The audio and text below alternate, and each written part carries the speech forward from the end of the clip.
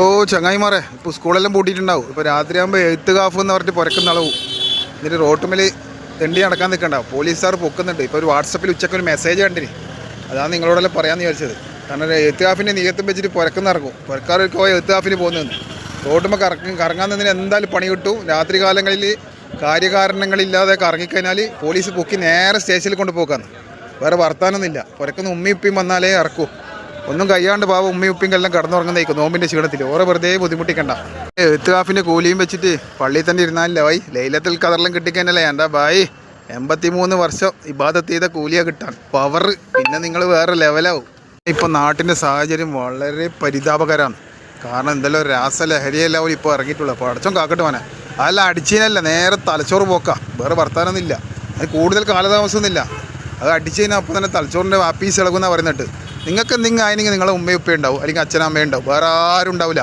അത് മേയ്ക്ക് ചെയ്യാൻ വന്നവനോ അത് ദമ്മെടുക്കാൻ ഇന്നെ ഹെൽപ്പ് ചെയ്തവനൊന്നും ആവേശം തന്നവനും ആരും ഉണ്ടാവില്ല. അപ്പം നിങ്ങളെ നോക്കാൻ നിങ്ങളെ ഉമ്മയും ഉപ്പയും അച്ഛനമ്മയും മാത്രമേ ഉണ്ടാവും. വെള്ളം കുടിച്ചാൽ ലിവർ അടിച്ച് പോക്കാന്ന്. അടിച്ചടിച്ചടിച്ചടിച്ച് ലിവർ അടിച്ച് പോക്കാന്ന്. നമ്മുടെ നാട്ടിലൊരാൾ കുടിക്കണ്ട കുടിച്ച് ലാസ്റ്റ് ടൈം അയാൾ ഛർദ്ദിക്കുമ്പോൾ എന്ന് പറഞ്ഞാൽ ബ്ലഡിൻ്റെ അപ്പുറം നമ്മളെ കിഡ്നിൻ്റെ എല്ലാം പീസാണ് വരുന്നത്. അതുകൊണ്ടാണ് പറയുന്നത് അങ്ങനത്തേനൊന്നും നിൽക്കണ്ട. അതിലും വലിയ സാധനമാണ് ഇപ്പോഴത്തെ രാസലഹരി.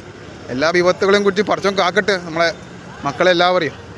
ഇപ്പം കഴിഞ്ഞിട്ട് രാവിലെ സുബൈക്ക് പുറക്കെത്തുമ്പോൾ മക്കൾക്ക് ഡോറ് തുറക്കുമ്പോൾ ശ്രദ്ധിക്കുക. ഒന്ന് മക്കളെ നല്ല മുഖമെല്ലാം നോക്കി ഒന്ന് ശ്രദ്ധിക്കുക. കോലത്തിലാണ് വരുന്നതെന്നൊന്ന് മാതാപിതാക്കൾ നോക്കുക. കാരണം പിള്ളേർ ഫസ്റ്റ് ബെല്ലടിച്ചതിനെ പാടെ നിങ്ങൾ തുറക്കുമ്പോൾ ഒന്ന് കഴിയുമ്പോൾ ഫോൺ എടുത്തില്ല, ഫോൺ എൻ്റെ വണ്ടിയിൽ എടുത്തിട്ട് അങ്ങോട്ടേക്ക് പോകും. ഇത് ഉമ്മയോട് ഉമ്മ കിടന്നോ ഞാൻ ഡോർ കൂട്ടിക്കോളെന്ന് പറയും. അതിന് നിൽക്കണ്ട.